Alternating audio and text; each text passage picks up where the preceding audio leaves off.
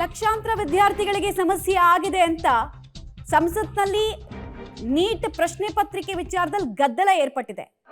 Or the government cannot take any decision till the inquiry is completed and the culprit is known. Then only we can discuss about the concerned person who is responsible. I make an appeal to all the members to see that let the house go smoothly.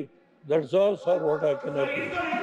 Ajax prime minister बहुत matured माननीय देवगौड़ा जी देश के बड़े सम्मानित नेता हैं. उन्होंने जो कहा आपने सुना. प्लीज.